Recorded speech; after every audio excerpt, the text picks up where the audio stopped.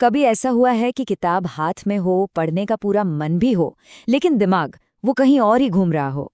आज की कहानी बिल्कुल उसी जंग के बारे में है। एक ऐसी कहानी जिसमें पढ़ाई है, थोड़ा डर है और एक गजब का सस्पेंस है, जो आखिर में हमें सफलता की एक बहुत बड़ी सच्चाई सिखाएगी।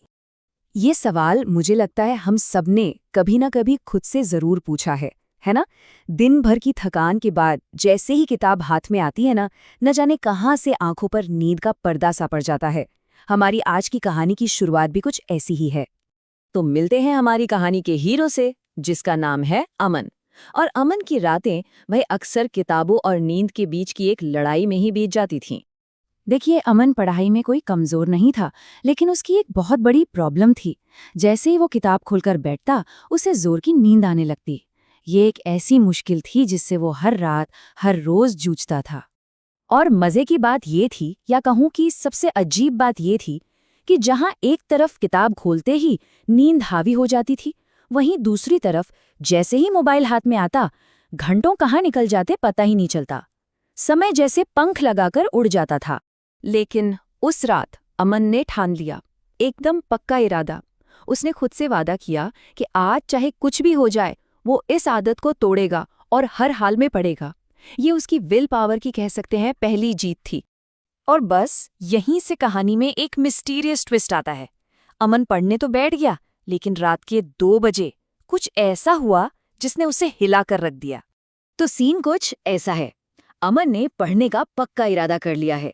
घड़ी में रात के 2 बज रहे हैं और कमरे में पिन ड्रॉप साइलेंस है, पूरी तरह से शांति। और फिर अचानक उस खामोशी को एक आवाज ने तोड़ा। बस एक बहुत ही हल्की सी आवाज, टप टप। ऐसा लगा जैसे किसी ने पेन गिराया हो। अमन ने चौंक कर इधर उधर देखा, पर कमरे में तो कोई था ही नहीं। और फिर जो उसने देखा, उससे सच में उसके रोंगटे खड़े हो गए।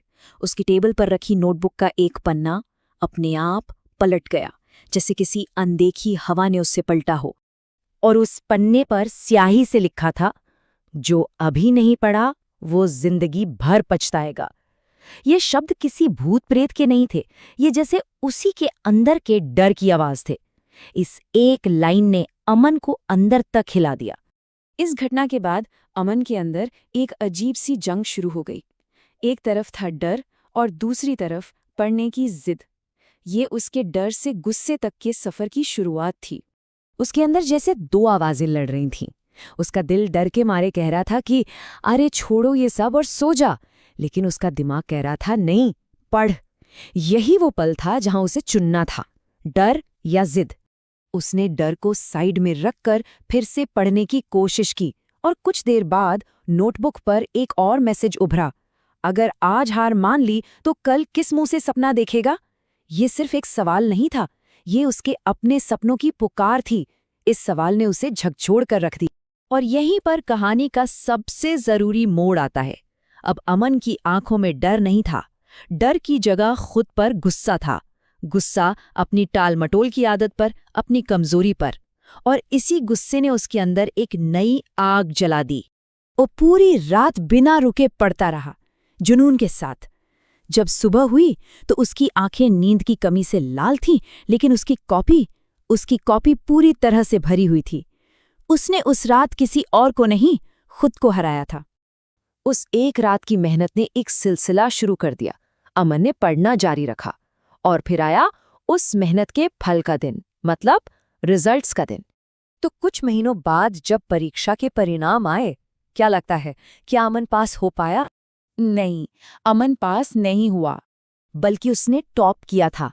उसकी मेहनत सिर्फ पास होने के लिए नहीं थी, वो खुद को साबित करने की जिद बन चुकी थी।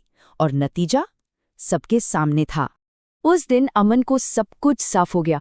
उसे एहसास हुआ कि जिस रहस्यमयी आवाज और हिलते हुए पन्नों से वो डरा था, वो असली डर था ही नहीं। वो तो बस उसके मन का बनाया एक बहाना था। असली डर रात के अजीब आवाजों का नहीं होता।